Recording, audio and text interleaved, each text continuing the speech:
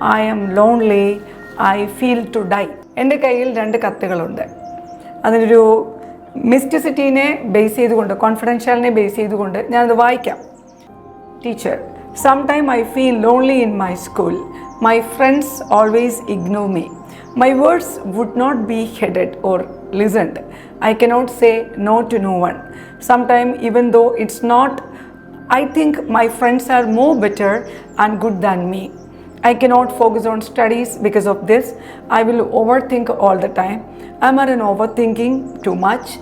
I need good friends and friends which protect me a lot than my mother and father. Previous school, I had a wonderful friend and he is not with me now.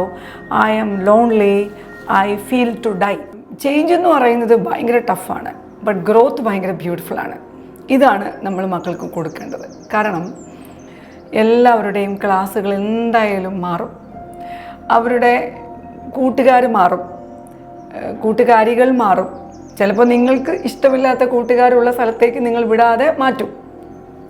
ചിലർക്കെങ്കിലും school മാറും, അച്ഛൻ്റെയും അമ്മയുടെയും ജോലി സ്ഥലങ്ങൾ മാറും.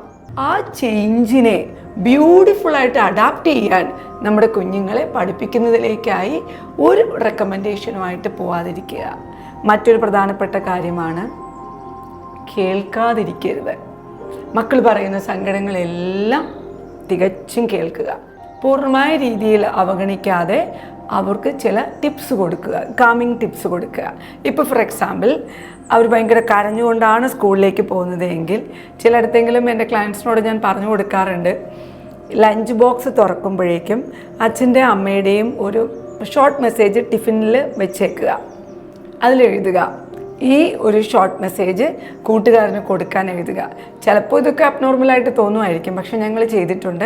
കുഞ്ഞുങ്ങൾ ഈ lunch box wait ചെയ്ത് പോവാറുണ്ട്.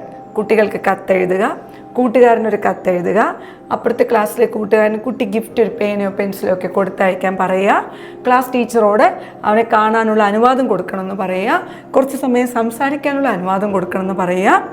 ആദ്യത്തെ ഒരു 2-3 ആഴ്ചകളിലായിട്ട് സ്കൂളിൽ ഇങ്ങനത്തെ വിഷയങ്ങളുള്ളത് കൊണ്ട് കുഞ്ഞുങ്ങൾക്കൊരു ചേഞ്ച് ബിഹേവിയറിനുള്ള ട്രെയിനിങ് സെഷൻസ് കൊടുക്കാനായി സ്കൂളിനോട് റിക്വസ്റ്റ് ചെയ്യുക.